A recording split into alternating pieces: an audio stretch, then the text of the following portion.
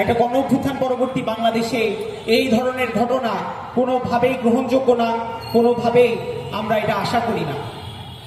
বন্ধুগণ, শহীদ পরিবারদের সাথে আমরা আমাদের এই মাসব্যাপী কর্মসূচির অংশ হিসেবে জুলাই গণ অভ্যুত্থানের বর্ষপূর্তিতে আমরা দেখা করেছিলাম। আমরা তাদের হতাশার কথা শুনেছি। কারো ভাই, কারো সন্তান এই যে একটা বড় লড়াইয়ের মধ্য দিয়ে এই যে মৃত্যুবরণ করলো, তাদের কথা ছিল যে এটার বিচার হবে, কথা ছিল যে অন্তত যারা আহত হয়েছে তাদের পুনর্বাসন হবে। আসলে একটা মৃত্যুর যে যন্ত্রণা, তার তো আসলে এর বেশি কিছু আসলে আমাদের চাওয়ার থাকে না।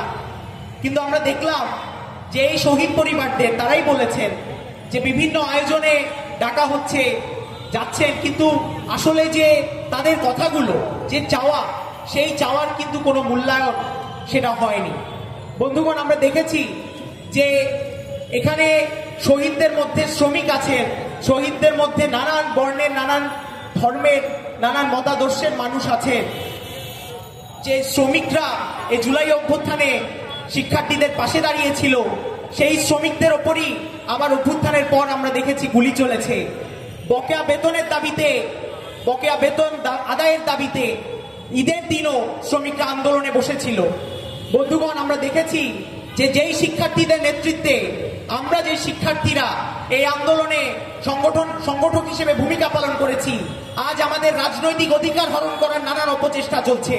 বন্ধুগণ, আমরা মনে করি যে এই যে অপচেষ্টা, এই অপচেষ্টা আরেকটা দুঃশাসনের বিরুদ্ধে, আরেকটা গণ অভ্যুত্থান সংগঠিত করার বিরুদ্ধে কিন্তু একটা বাধা হয়ে দাঁড়াচ্ছে।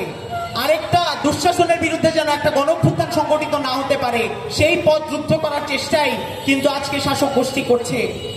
আপনারা শুনেছেন এই সমাবেশে আরো যারা বক্তব্য রেখেছেন, আপনারা শুনেছেন যে এই অভ্যুত্থানের যে অর্জন, সেটা হলো একটা দীর্ঘ একটা শোষণমূলক যে শাসন কাঠামো, তার যে হুকুমদাতা শেখ হাসিনা, তার পতন হলেও একটা ব্যবস্থাপনা, যে ব্যবস্থাপনা তৈরি হয়েছে এই একটা বৈষম্যমূলক সমাজ ব্যবস্থার মধ্য দিয়ে, সেই সমাজ ব্যবস্থার পতন হয়নি।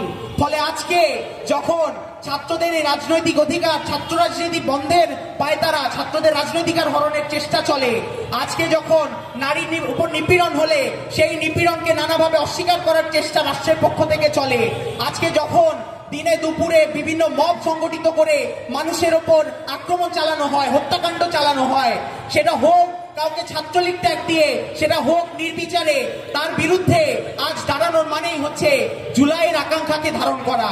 বন্ধুগণ, আমরা বলতে চাই, যতদিন না পর্যন্ত এই বৈষম্যের দূর হচ্ছে, যতদিন না পর্যন্ত ওই যে বৈষম্যমূলক সমাজের স্বপ্ন নিয়ে বিভিন্ন প্রান্তের মানুষ দাঁড়িয়েছিল, ওই যাত্রাবাড়ির শুভরা দাঁড়িয়েছিল, যতদিন না পর্যন্ত সেই বৈষম্য দূর হচ্ছে, ততদিন পর্যন্ত জুলাই চলমান থাকবে।